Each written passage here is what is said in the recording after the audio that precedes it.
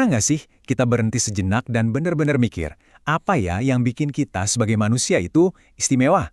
Di antara semua makhluk hidup, apa yang bikin kita beda?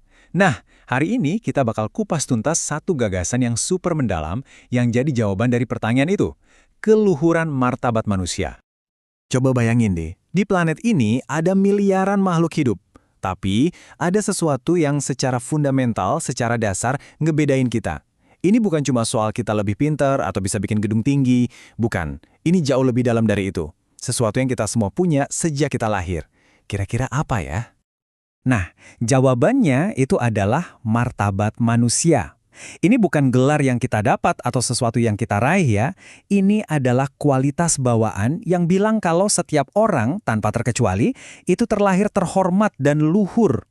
Inilah yang jadi garis pemisah antara kita dan semua ciptaan lainnya. Terus pertanyaannya, dari mana datangnya martabat ini? Jelas bukan dari status sosial, jabatan, atau seberapa banyak followers kita di medsos. Sumbernya jauh lebih agung dari itu semua. Kita diciptakan sebagai cerminan dari Sang Pencipta. Ada percikan ilahi di dalam diri kita masing-masing. Dan landasan keyakinan ini tuh kuat banget, tertulis jelas di kitab Kejadian, baiklah, kita menjadikan manusia menurut gambar dan rupa kita. Coba deh kita resapi bareng-bareng. Ini bukan cuma tulisan kuno loh, ini adalah sebuah pernyataan radikal tentang betapa berharganya Anda, saya, dan setiap orang di dunia ini. Jadi, apa artinya menjadi citra Allah dalam kehidupan sehari-hari? Seenggaknya ada 3 hal penting. Pertama, kita itu terhormat dari sananya. Itu udah setelan pabrik. Kedua, kita itu unik, spesial. Dan yang paling penting, nih, ini semacam mandat. Kita wajib saling menghormati. Bukan karena apa yang udah kita capai, tapi ya karena kita sama-sama manusia. Oke, sampai sini kan kedengarannya indah banget ya. Penuh harapan. Tapi kita semua tahu, kita nggak hidup di dunia yang ideal. Dan kenyataan ini membawa kita ke sebuah pertanyaan yang jujur aja lumayan menantang. Dan mungkin bikin kita sedikit nggak nyaman. Dan pertanyaannya tuh ngena banget. Kalau emang setiap manusia itu adalah citra Allah yang tak ternilai, kenapa dunia kita malah penuh dengan kekerasan, perundungan, dan penghinaan? Kenapa ada jurang yang begitu lebar antara apa yang kita yakini dan apa yang kita lihat setiap hari? Nah, inilah kontradiksi besar yang kita hadapi. Di satu sisi, ada ajaran yang begitu luhur tentang betapa berharganya setiap orang. Tapi di sisi lain, kenyataannya seringkali pahit. Kita lihat sendiri gimana kehidupan seringkali nggak dihargai. Kesenjangan inilah yang jadi medan perang kita. Tapi, tunggu dulu. Kesenjangan ini bukan alasan buat kita jadi pesimis atau putus asa. Justru sebaliknya. Kontradiksi antara yang ideal dan yang nyata ini malah ngasih kita sebuah misi yang jelas, sebuah panggilan buat kita untuk berbuat sesuatu. Pertanyaan ini langsung membawa kita dari sekedar tahu jadi beraksi. Oke, kita udah tahu semua ini, terus peran kita apa? Apa yang bisa saya dan Anda lakukan, mulai dari sekarang, buat jadi bagian dari perubahan? Gimana caranya kita bisa memperjuangkan martabat manusia dalam keseharian kita? Jawabannya bisa kita sederhanakan jadi 3 langkah yang praktis tapi powerful. 3 kata kerja, bersyukur, menghormati, dan memperjuangkan. Ini bukan cuma teori ya, tapi kerangka kerja buat kita hidupin keyakinan ini setiap hari. Yuk, kita bedah satu persatu. Pertama, bersyukur. Perubahan itu mulainya dari dalam diri sendiri. Sadari dulu dan syukuri betapa berharganya diri Anda. Kedua, menghormati. Bahwa kesadaran itu keluar. Perlakukan setiap orang, siapapun dia, dengan rasa hormat yang sama, karena mereka juga cerminan Tuhan. Dan yang ketiga, memperjuangkan. Ini langkah yang paling berani. Jangan diam aja pas lihat ketidakadilan. Bela mereka yang gak bisa membela diri. Jadi ini dia intinya. Ngomongin soal martabat manusia itu penting, tapi yang benar-benar bisa mengubah dunia itu adalah saat kita mempraktekkannya. Ini bukan soal satu tindakan besar yang heroik, tapi soal ribuan pilihan kecil yang kita buat setiap hari. Lewat cara kita ngomong, cara kita dengerin orang, dan cara kita bertindak. Karena itu, penelusuran kita kali ini nggak saya tutup dengan sebuah kesimpulan, tapi dengan sebuah tantangan pribadi buat Anda. Setelah dengerin semua ini, coba pikirkan satu hal. Gimana caranya Anda mau menghargai orang lain secara nyata, dimulai dari hari ini?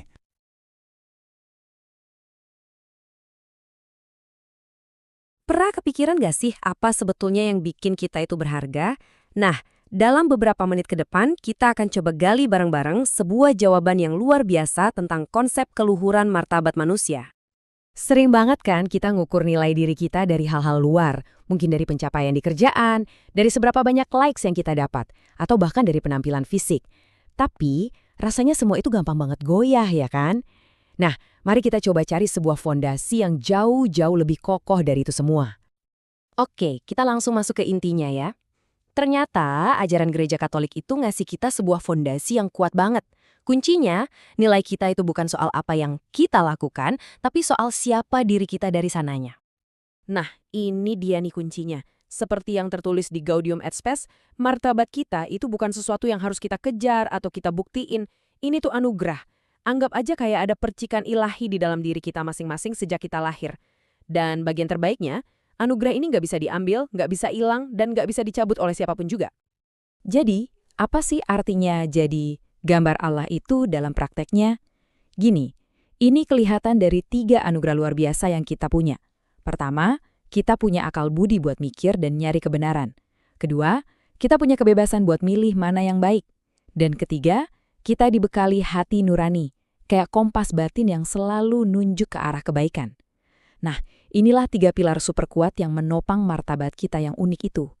Sekarang, yuk kita coba bandingin cara pandang ini dengan cara dunia seringkali menilai kita. Soalnya, ada perbedaan yang tajam banget antara nilai yang sejati dan nilai yang ditawarkan dunia.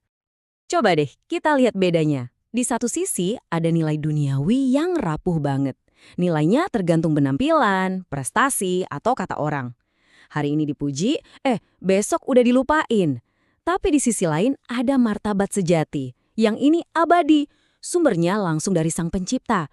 Makanya nggak akan pernah bisa hilang apapun yang terjadi sama kita. Jadi, inti dari semuanya tuh ini. Ajaran ini mengangkat derajat setiap individu. Kita bukan sekedar angka di data statistik, bukan cuma alat atau sekrup dalam sebuah mesin raksasa. Setiap dari kita adalah seorang pribadi, unik, nggak tergantikan, dan luar biasa berharga. Oke, biar lebih kebayang gimana konsep ini bekerja di dunia nyata, kita pindah ke sebuah kisah yang, kuat banget dari Injil Markus. Ini kisah tentang seorang pria bernama Bartimeus yang martabatnya udah direnggut habis-habisan sama masyarakat. Coba bayangin suasananya. Di pinggir jalan yang super ramai, semua orang sibuk lalu lalang, ada Bartimeus. Dia itu nggak cuma buta secara fisik, tapi dia juga seakan-akan nggak kelihatan buat orang banyak. Posisinya di pinggir jalan itu, simbol posisinya di pinggiran masyarakat. Jadi, inilah cara dunia mandang dia. Dianggap nggak berguna, dilewatin begitu aja sama kerumunan, seolah-olah dia itu nggak ada. Dan yang paling bikin nyasak, pas dia coba bersuara, dia malah disuruh diem. Martabatnya sebagai manusia benar-benar diinjak-injak. Tapi di tengah semua orang yang nggak peduli itu, ada satu pribadi yang ngelihat dia beda. Yuk kita lihat 4 tindakan yang kelihatannya simpel, tapi sebetulnya revolusioner banget yang dilakukan Yesus untuk memulihkan martabat Bartimeus. Coba diperhatiin urutannya. Ini keren banget. Pertama, Yesus berhenti. Di tengah semua kesibukan dan keramaian, ia berhenti untuk satu orang. Kedua, dia memanggil dia secara pribadi. Ketiga, dan ini nih kuncinya, dia mendengarkan. Dia nggak langsung berasumsi, tapi bertanya. Baru setelah itu, yang keempat, dia memulihkan. Bukan cuma matanya, tapi juga status dan tempatnya di masyarakat. Dari semua tindakan tadi, pertanyaan inilah yang paling menggetarkan. Apa yang kau kehendaki supaya aku perbuat bagimu? Coba bayangin deh, seumur hidup dicuekin, tiba-tiba ada orang penting beranti dan nanyain pendapat dia. Pertanyaan ini tuh bukan sekedar basa-basi. Ini adalah pengakuan penuh atas kemanusiaan Bartimeus. Dengan bertanya, Yesus mengakui kalau Bartimeus punya kehendak bebas, punya keinginan sendiri, dan dia itu pribadi yang utuh, bukan cuma objek belas kasihan. Momen inilah momen pemulihan martabat yang sesungguhnya. Jadi, mujizat yang sebenarnya itu bukan cuma soal matanya yang bisa ngelihat lagi. Transformasi terbesarnya adalah perubahan statusnya. Bartimeus bangkit dari posisi pasif sebagai pengemis di pinggir jalan, jadi pengikut yang aktif berjalan bareng Yesus. Martabatnya yang udah pulih ngasih dia tujuan hidup yang baru. Terus, apa artinya semua ini buat kita hari ini? Gimana caranya ajaran tentang martabat dan kisah Bartimeus ini bisa mengubah cara kita mandang diri sendiri dan juga orang lain di sekitar kita? Oke, ada 3 hal penting banget yang bisa kita bawa pulang dari sini. Pertama, ingat baik-baik, nilai Anda itu anugerah, bukan sesuatu yang harus dibuktikan lewat prestasi. Kedua, martabat itu butuh diakui lewat tindakan nyata. Berhenti, memanggil, dan yang terpenting, mendengarkan. Dan yang ketiga, ini adalah panggilan buat kita semua. Yuk, mulai melihat setiap orang, terutama yang terpinggirkan, seperti cara Yesus melihat Bartimeus. Dan sebagai penutup, saya mau ninggalin satu pertanyaan buat kita renungkan bareng-bareng. Di sekitar kita, di kantor, di lingkungan rumah, bahkan di keluarga kita sendiri, siapa sih Bartimeus zaman sekarang? Siapa orang yang sering kita abaikan, yang suaranya sering nggak kita dengar? Mungkin saja mereka lagi nungguin seseorang. Mungkin Anda buat berhenti sejenak dan nanya dengan tulus, ada yang bisa saya bantu?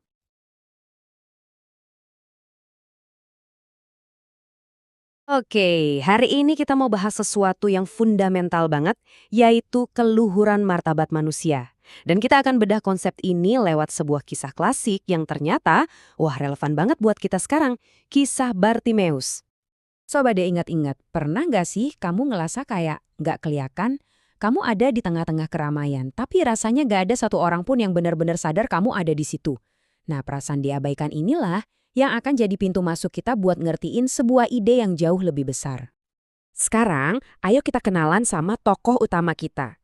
Seseorang yang martabatnya seolah-olah nggak kelihatan sama sekali bagi dunia di sekelilingnya. Kenalin, ini Bartimeus. Bayangin deh, dia duduk di pinggir jalan, bukan cuma buta secara fisik, tapi dia juga seakan dibuat buta oleh masyarakatnya. Dia dianggap beban, suaranya cuma gangguan, dan keberadaannya ya cuma pemandangan yang lebih baik diabaikan aja. Dia ini kayak jadi simbol buat semua orang yang pernah merasa disingkirkan. Nah, disinilah kita ketemu sama satu pertentangan yang menarik banget antara siapa kita sebenarnya di dalam diri kita versus bagaimana dunia luar menilai kita cuma berdasarkan keadaan kita. Jadi, ada dua realitas yang seolah-olah tabrakan di sini.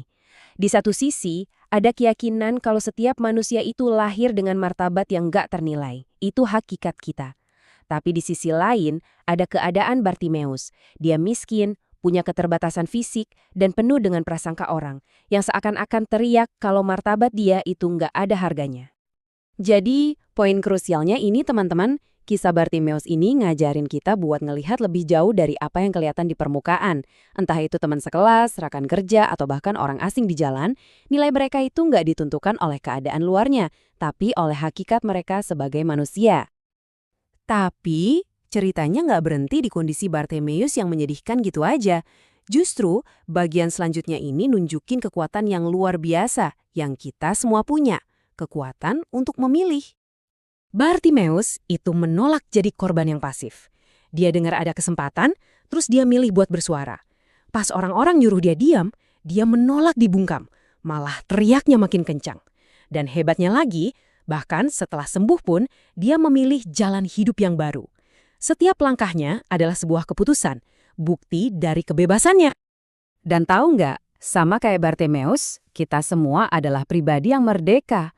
Pertanyaannya sekarang, kebebasan itu kita pakai buat apa? Apa kita ikut-ikutan ngebungkam suara orang lain? Atau kita justru bersuara buat teman yang lagi dibully?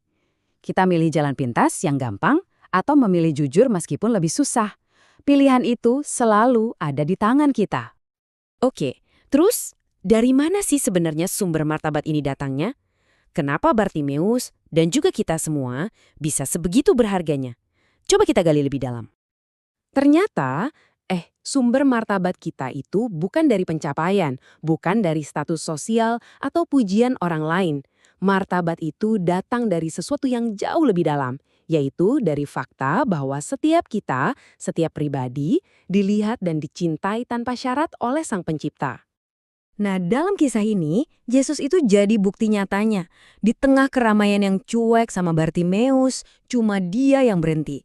Dia benar-benar melihat orang yang dianggap nggak kelihatan, dia mendengar suara yang coba dibungkam, dan dia nunjukin kepedulian di saat yang lain nunjukin ketidakpedulian.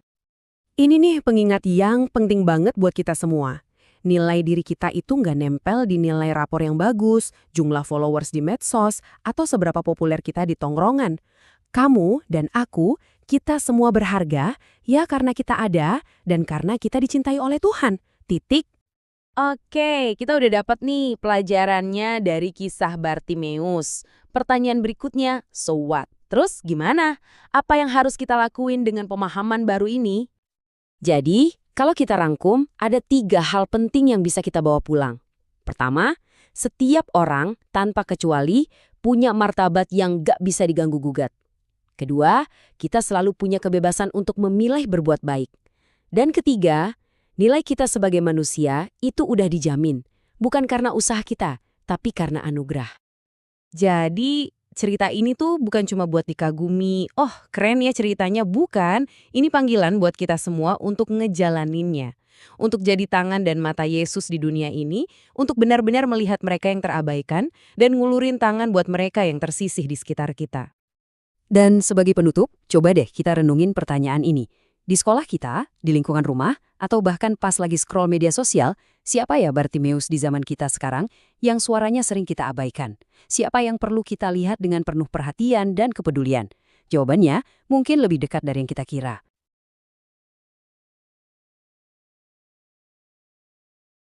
Halo semua, hari ini kita bakal ngobrolin sesuatu yang kedengarannya berat, tapi sebenarnya dekat banget sama kita semua, martabat. Tapi tenang, kita nggak akan bahas ini kayak di kelas filsafat yang rumit kok. Justru sebaliknya, kita akan lihat martabat sebagai alat yang praktis yang bisa kita pakai setiap hari buat mengubah cara kita melihat diri sendiri dan juga orang lain. Oke, kita mulai dari pertanyaan yang gede banget ya. Gimana sih caranya kita membangun dunia yang lebih baik? Kedengerannya kayak misi yang mustahil kan? Tapi tahu nggak? Jawaban buat pertanyaan raksasa ini tuh seringnya justru dimulai dari tempat yang paling kecil dan paling dekat sama kita. Dan ya, disinilah jawabannya. Perubahan yang beneran ngefek, yang beneran nyata, itu nggak dimulai dari luar sana. Bukan. Mulainya dari dalam sini. Semuanya berakar dari gimana cara kamu memandang dan menghargai dirimu sendiri. Ini ngebawa kita ke bagian pertama. Anggap aja ini fondasinya. Karena gini, sebelum kita bisa benar-benar respek sama orang lain atau ikut ngebangun komunitas yang sehat, kita tuh harus bangun dulu fondasi martabat di dalam diri kita. Kudu kokoh dari dalam dulu. Coba deh lihat ini. Ini tuh kayak jebakan yang sering banget kita alami. Di satu sisi ada perbandingan negatif. Tahu kan? Itu loh kebiasaan ngukur diri kita pakai penggarisnya orang lain. Lihat si A, lihat si B, yang ujung-ujungnya cuma bikin kita ngerasa kurang terus. Nah lawannya di sisi lain ada harga diri positif. Ini soal kesadaran buat menghargai potensi dan bakat unik yang kamu punya. Sesuatu yang nggak bisa digantiin sama siapapun. Terus gimana dong caranya ngebangun harga diri yang positif itu? Nah, ada 3 langkah praktisnya nih. Pertama, hargai dirimu. Sadarin bener-bener deh kamu tuh unik, nggak ada duanya di dunia ini. Kedua, kembangin bakatmu. Pakai tuh kecerdasan dan kemampuanmu buat hal-hal yang berguna. Dan yang ketiga, ini penting banget, miliki pilihanmu. Artinya, ambil tanggung jawab penuh atas semua tindakanmu. Mau itu soal belajar, bergaul, atau bahkan cara kamu pakai media sosial.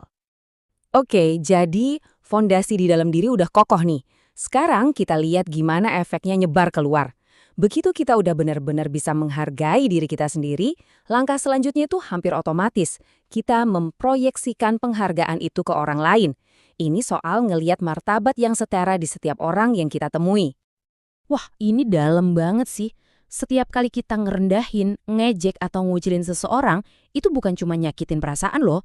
Kita tuh secara aktif lagi melukai martabat mereka. Kata-kata dan perbuatan kita itu beneran punya bobot yang nyata. Jadi, tantangannya buat kita semua apa dong? Sebenarnya simple. Di dunia yang serba cepat dan berisik ini, bisakah kita jadi orang yang mau berhenti sebentar buat bener-bener dengerin? Sering banget loh ada orang di sekitar kita yang mungkin nggak kelihatan di tengah keramaian, persis kayak kisah Bartimeus. Padahal kadang mereka cuma butuh satu hal, didengerin. Dan dengan kita nawarin telinga, itu udah jadi tindakan penghormatan yang luar biasa. Jadi, gimana kita wujudin ini dalam aksi nyata? Gampang. Pertama, lawan perundungan dan sikap ngerendahin. Jangan cuma diam jadi penonton pas lihat yang nggak bener. Kedua, pas ada teman yang lagi susah, jadilah pendengar buat dia. Dan ketiga, hargai semua perbedaan.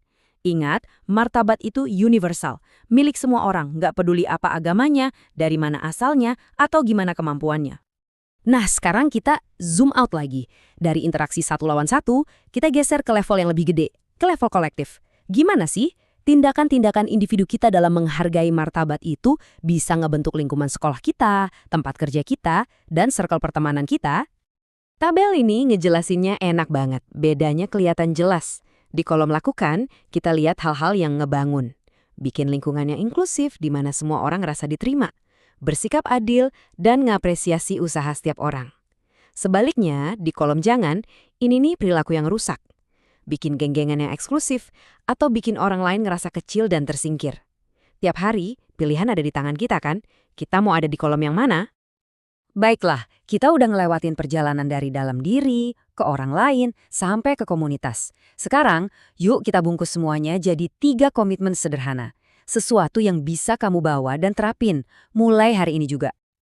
Ini dia, inti dari semua obrolan kita. Pertama, komitmen buat dirimu sendiri. Hargai keunikanmu dan stop ngebanding-bandingin diri. Kedua, komitmen buat orang lain. Jadilah orang yang mau dengerin dan berani ngebela martabat mereka. Dan ketiga, komitmen buat komunitasmu, selalu bertindak adil dan berusaha bikin lingkungan yang inklusif yang rangkul semua orang. Sebagai penutup, saya mau kasih satu pertanyaan. Tapi ini bukan buat saya, ini buat kamu. Setelah dengerin semua ini, coba deh pikirin, apa satu tindakan kecil, sekecil apapun, yang bakal kamu lakuin hari ini juga buat menghargai martabat. Entah itu buat dirimu sendiri, buat orang lain, atau buat komunitasmu. Karena dari situlah, kita mulai ngebangun dunia yang lebih baik.